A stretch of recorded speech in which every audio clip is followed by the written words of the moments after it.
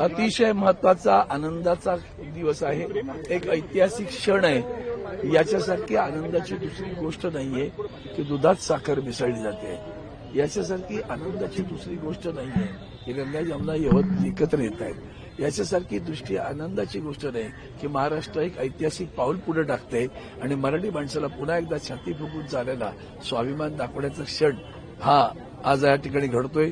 तो वंदनीय हिंदू हृदय सम्राट शिवसेना प्रमुख श्रीमान बाळासाहेब ठाकरे यांच्या स्मारकाला अभिवादन करून करणार आहोत। ते ज्यांना होतं त्यांनी शिवसेना स्थापनच यासाठी केली होती। असूनी का असं मालक घरचा अशी त्यावेळेस स्थिती होती।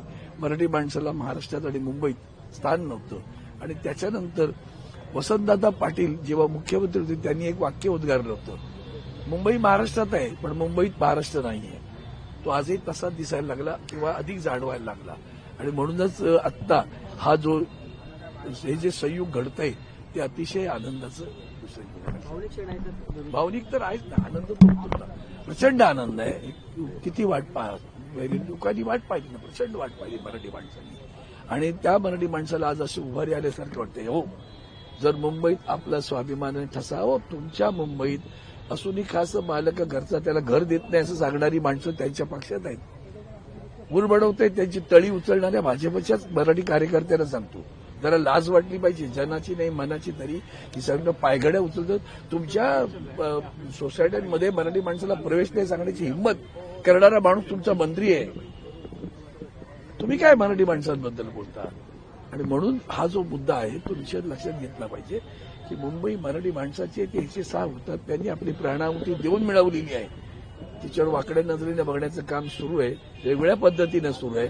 तुमचे धंदे इथून गेले, विसरतो मराठी माणूस। अखंड सगळे महाराष्ट्रातला उद्योग कुठे गेले हो? गुजरातला गेले ना। मग मराठी माणूस कसा विसरतोय? ती तमाम महाराष्ट्रातील मराठी माणूस कसा विसरतो असा माझा प्रश्न आहे। सगळ्या लोकशाहीचा मुळावर आलेली लोक आहे ती। बाजार मांडलाय, गेला बाजार विकत घ्या म्हणून विकली जाणारी माणसं असली आणि विकत घेणारी माणसं असली तर लोकशाहीला धोका असतो, लक्षात ठेवा। हो काय हो, तुम्ही मराठी माणसं आहोत ना, का तुमच्या तोंडून अभद्र येत राहतं? हे अभद्र आहे, हे अभद्र आहे। अभद्र बोलू नका बरं। मंगलक्षणी मराठी माणसाला हित वाईट खोड लागली ना, मंगलक्षणी अभद्र कसं बोलता? निरंतर, त्याला अंत नाही, अनंत।